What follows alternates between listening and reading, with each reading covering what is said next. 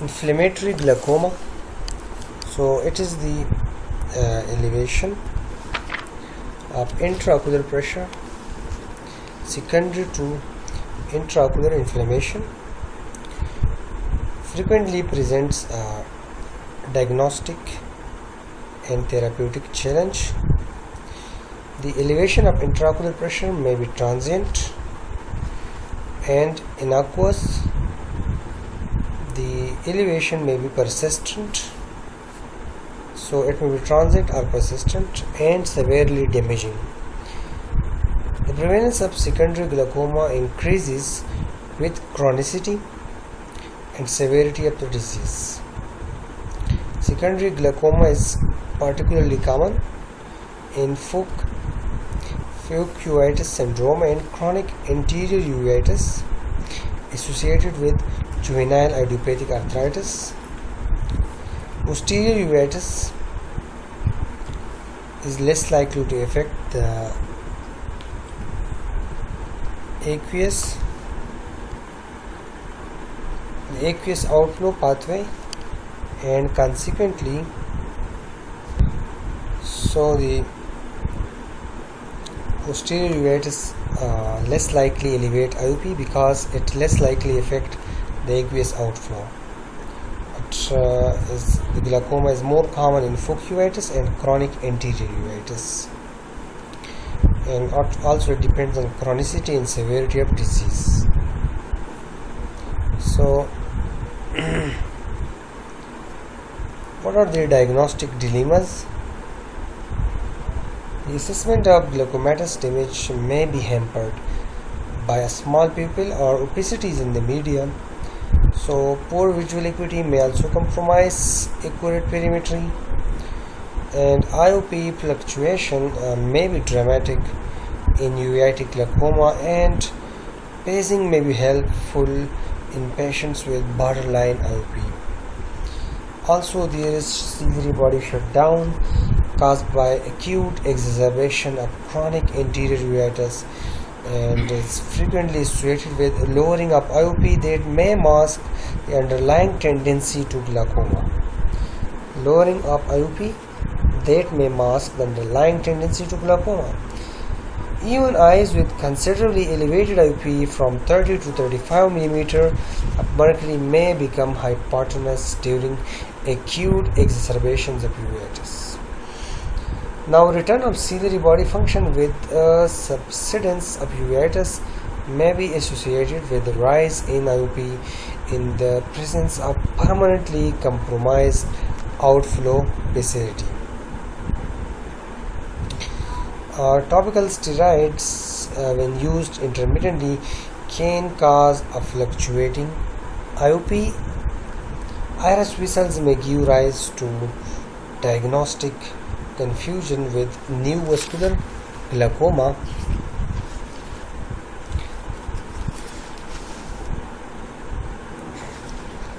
Angle closure glaucoma with pupillary block. Now, how angle closure glaucoma occurs with pupillary block? So, the secondary angle closure glaucoma is caused by posterior synecdoche extended for 360 degree, also known as seclusive pupillae, which obstruct aqueous outflow from the posterior to the anterior chamber, and the resultant increased pressure in the posterior chamber produces anterior bowing of the iris, known as iris bombae. So here you can see in the pictures iris bombae, resulting in shallowing of the anterior chamber and apposition of the iris to the trabeculum and peripheral cornea. So here you can see, and such an inflamed iris easily sticks to the trabeculum, and the iridocorneal contact may become permanent with the development of peripheral anterior synecdoche. Diagnosis: slit lamp biomicroscopy shows seclusive pupillae, iris bombae, shallow anterior chamber. Gonioscopy will show angle closure from iridotrabecular contact.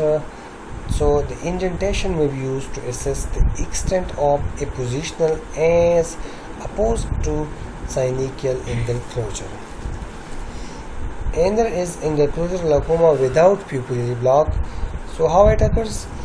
The chronic anterior uveitis cause the deposition of the inflammatory cells and debris in the angle. Here you can see in the pictures, and subsequent organization and contraction pull the peripheral iris over the trabeculum, causing gradual and progressive synechial angle closure. Here you can see an eventual elevation of the IOP. Eye with a pre-existing narrow angle may be at higher risk. So this is without pupillary block. Here is deposition of cells and debris. And the diagnosis is the anterior chamber is deep, but gonioscopy shows extensive angle closure by PAS. So that was angle closure. Now open angle glaucoma. So in acute anterior uveitis, the IOP is usually normal or subnormal due to concomitant ciliary shutdown. Occasionally, however, secondary open angle glaucoma develops due to obstruction of the aqueous outflow. Most commonly is acute inflammation is subsiding and ciliary body function is returning. This effect, which is often transient and innocuous, may be steroid induced or caused by a combination of the following mechanisms, like trabecular obstruction, acute trabeculitis, trabecular obstruction by inflammatory cells and debris, which may be associated with increased aqueous viscosity due to a leakage of protein from inflamed iris blood vessels. Acute trabeculitis can cause open angle glaucoma involving inflammation and edema of the trabecular meshwork with secondary diminution of intertrabecular porosity. It may result in a reduction in outflow vicinity. It is thought that this is especially relevant in anterior uveitis associated with herpes zoster, herpes simplex, and other viral anterior uveitides and toxoplasma retinitis. Now, in chronic anterior uveitis, the main mechanism for reduced outflow facility is thought to be trabecular scarring and are sclerosing secondary to chronic trabeculitis. Trabecular scarring or sclerosis due to chronic trabeculitis. The importance of this mechanism is, however, difficult to determine, as most eyes also have some degree of synechial angle closure. Because of the variable appearance of the angle on gonioscopy, the definitive diagnosis of trabecular damage is difficult, and in some eyes a gelatinous exudate is seen on the trabeculum. Now, what is the treatment of inflammatory glaucoma? The medical control of IOP is more likely to be achieved if the angle is completely open. The target IOP is lower in eyes with advanced glaucomatous optic neuropathy. The longer-acting depot steroid preparation should not be used in known or suspected steroid responders. The effect of ocular hypotensive drugs is less predictable in uveitis. Some cases may be unexpectedly sensitive to topical carbonic anhydrase inhibitors. A beta blocker is usually the drug of first choice. Beta blocker. Prostaglandin derivatives should be avoided if possible, as they may promote inflammation and macular edema. The choice of additional agents often depends on the IOP level. If this is very high, oral acetazolamide may be required. For moderate elevation, which is less than 35 mm of mercury on beta blocker, in the absence of significant glaucomatous damage, an alpha adrenergic agonist or topical carbonic anhydrase inhibitor might be adequate. Biotics are contraindicated as they increase vascular permeability and as meiosis promotes the formation of posterior synechiae. Laser iridotomy is performed to re-establish communication between the posterior and anterior chamber in eyes with pupillary block, angle closure glaucoma, and iridotomy is likely to become occluded in the presence of active uveitis, and intensive topical steroids should be used following the laser. Intensive topical steroids should be used following the laser. Correction of pupillary block alone may not control the IOP if there is sufficient exposed functional angle, though patent iridotomy may retard progressive PAS formation. Surgical iridectomy is the definitive method of preventing further pupil block and may be required if laser fails to maintain a variable iridotomy. Surgery. For surgery, there is pre-op preparation. Control of chronic uveitis for a minimum of 3 months before surgery is ideal. Preoperative topical steroids should be used not only as prophylaxis against recurrent inflammation but also to reduce conjunctival inflammatory cell population. In patients with particularly labile inflammatory disease, oral prednisolone should be considered. 0.5 mg per kg per day. Immunosuppressive treatment has improved the prognosis in recent years. Trabeculectomy with mitomycin C or the implantation of a long tube implant can be used in these circumstances.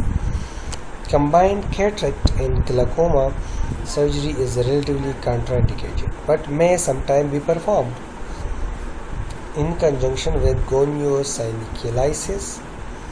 Occasionally, cataract surgery alone can be appropriate. In most cases, cataract surgery should be deferred for at least 6 months after trabeculectomy. Postoperative hypotony is a particular risk as a delicate balance may exist between the reduced aqueous production and restricted outflow. This is particularly likely to occur if there has been a pronounced reduction in the IOP when acetazolamide is introduced. So, there is pronounced reduction with acetazolamide. Following surgery, steroids are tapered more slowly than in non-inflammatory glaucoma. Cyclodestructive procedures should be used with caution as they may exacerbate inflammation. Possible underlying ciliary body insufficiency also carries the risk of profound hypotony that may progress to phthisis bulbi. So, inappropriate use of topical steroid is a significant risk factor for development of raised IOP in glaucoma. Posner-Schlossman syndrome, also known as glaucomato-cyclitic crisis, is a rare condition characterized by recurrent attacks of unilateral acute raised IOP. So there is acute raised IOP. It is associated with mild anterior uveitis. The mechanism is speculated to be acute trabeculitis, and there is evidence that infection, possibly cytomegalovirus, H. pylori, may play a role, and prostaglandins are thought to play a role, and particularly PGE2, and the aqueous levels positively correlate with IOP. Aqueous level of PGE2 positively correlate with IOP.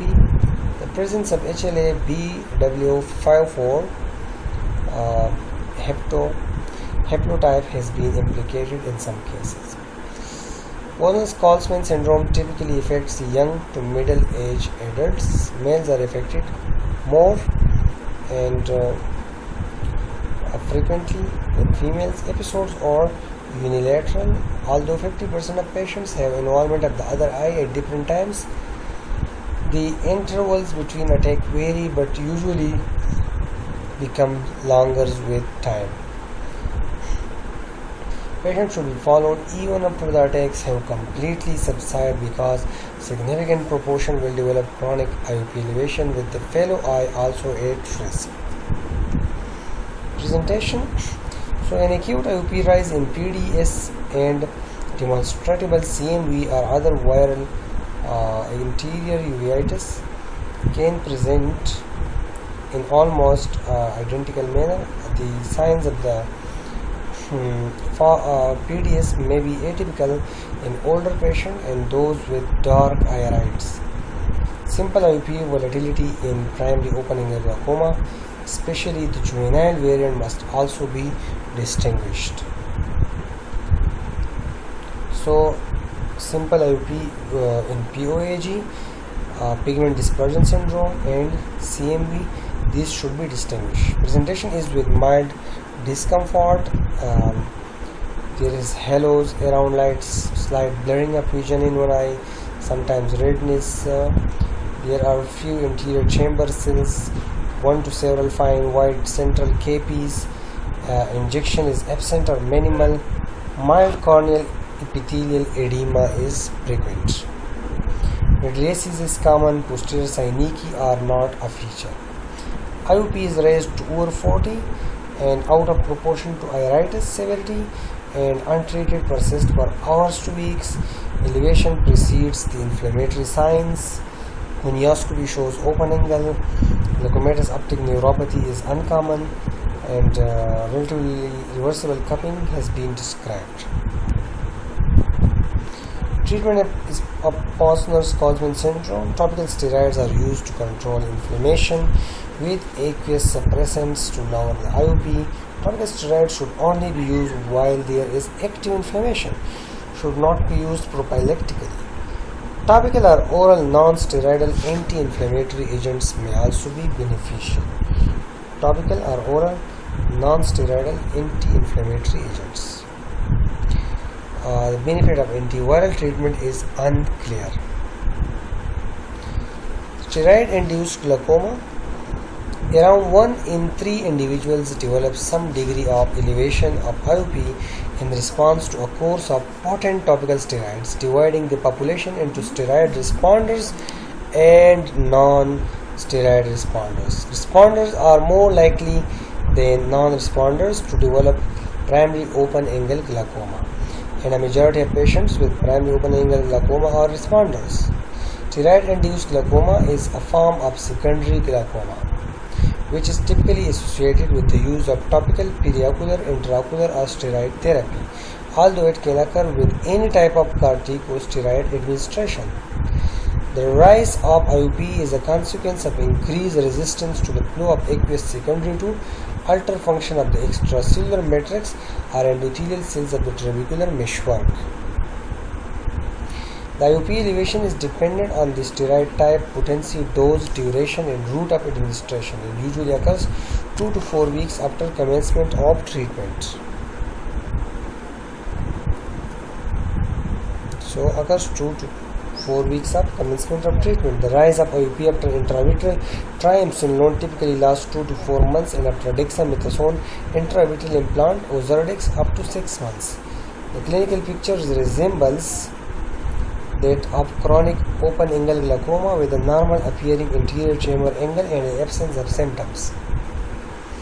Much less often, conditions may result in an acute presentation with pain and a significant IOP rise. Pain and significant IOP rise. The risk factors are: there is established glaucoma, ocular hypertension is a risk factor. Established glaucoma and ocular hypertension. Family history of glaucoma, high myopia, young age, especially childhood, connective tissue disease, especially rheumatoid arthritis. Treatment discontinuation of the topical steroid is usually all that is required to reduce the IOP back to normal. In the acute form, this occurs within days, and in the chronic form within 1 to 4 weeks. Other potent steroid drop can be prescribed, for example, fluoromethanol 0.1%, remexolone 1%, butyprenol etoponate. In 3% of patients, elevated IOP may persist despite stopping all steroids. The duration of steroid therapy influences the reversibility of IOP elevation. This is usually seen in patients with a family history of glaucoma. Persistent IOP elevation should be managed with medication or glaucoma surgery. Persistent IOP elevation should be managed with medication or glaucoma surgery. Steroid-induced raised IOP is unlikely to occur in the presence of an established plaque. So the tip is that in any patient with raised IOP who is using topical steroids, simply discontinue the steroids will often result in a rapid reduction of IOP, thus identifying the patient as steroid responders.